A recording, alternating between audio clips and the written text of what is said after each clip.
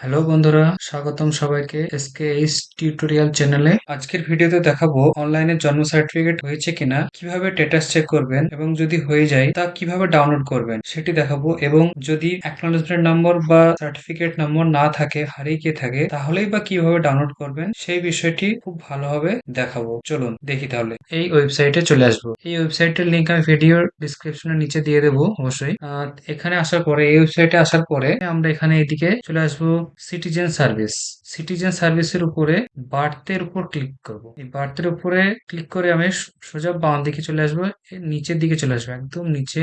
Now your acknowledgement certificate নম্বর, এখানে click করব। এবার যাদের নম্বর নেই, অ্যাকনলেজমেন্ট নম্বর নেই, সার্টিফিকেট নম্বর নেই, কোনো কাগজপত্র নেই, তারা অ্যাকনলেজমেন্ট নাম্বার ছাড়া তো স্ট্যাটাস চেক করতেও পারবেন না, সার্টিফিকেট ডাউনলোড করতেও পারবেন না। এবার যার কোন কিছুই মনে নেই, সে কি কিভাবে বার করব? প্রথমেই যার নামে বার্থ সার্টিফিকেট, তার ডেট অফ ইয়ারটা, আমরা সেই সালটা আমরা এখানে ক্লিক করব।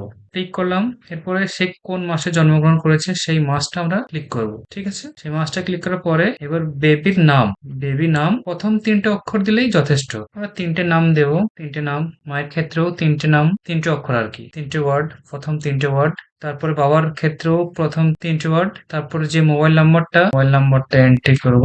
এরপরে যে এখানে সার্চ আছে, সার্চে ক্লিক করব। সার্চ, এই দেখেন পুরো ডিটেলসটা চলে এসেছে। এবার এখান থেকে আমরা অ্যাকনলেজমেন্ট নাম্বারটা কপি করে নেব বা নোট করে নিতে পারি, যেটা করলে আপনার সুবিধা হবে সেটা আপনি করে নেবেন। এরপরে আমরা এটা ক্রস করে দেবো।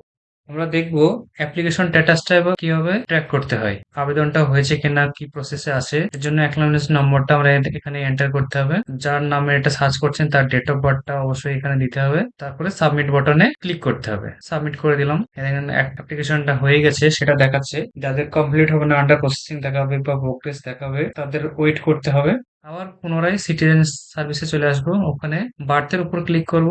ডাউনলোড সার্টিফিকেট, এই ডাউনলোড সার্টিফিকেটে আমরা ডাউনলোড করব। এখানে ডাউন সার্টিফিকেট নাম্বার বা অ্যাকনলেজমেন্ট নাম্বারটা আমরা দেবো। আমি সার্চ বক্সে সার্চ করব। সার্চ করলাম এবং যে নাম্বারটা দেওয়া ছিল রেজিস্টার, সেই নাম্বারে অটোমেটিক মেসেজ চলে যাবে, ওটিপি চলে যাবে। সেটা আমরা এখানে এন্টার করব। এন্টার করার পর সাবমিট বাটন ক্লিক করে এই যে নিচে ডাউনলোড অপশন, সার্টিফিকেটটা ডাউনলোড করলাম। এই যে ডাউনলোড হয়ে গেল পিডিএফটা, আমরা দেখতে পাবো। এই দেখেন সার্টিফিকেট খুব সহজেই ডাউনলোড হয়ে গেল। এবার এটা আমরা প্রিন্ট করে নেব। আর এই যেখানে জিজ্ঞাসা চিহ্নটা আছে, এর জন্য এটা ডাউনলোড করে নিতে হবে, ডেস্কটপে রাখতে হবে। অবশ্যই অ্যাডোব রিডার থাকতে হবে, নাহলে কিন্তু সিগনেচার ভেরিফাইড হবে না। এই দেখেন সিগনেচার ভেরিফাইড হয়ে গেছে, একদম ওকে, সার্টিফিকেট ডাউনলোড হয়ে গেল। তো বন্ধুরা, ভিডিওটি কেমন লাগলো অবশ্যই কমেন্টে জানাবেন। ভালো লাগলে লাইক করবেন, শেয়ার করবেন এবং চ্যানেলটি অবশ্যই সাবস্ক্রাইব করবেন। Thank you. নতুন কোনো ভিডিওর সঙ্গে আবার দেখা হচ্ছে।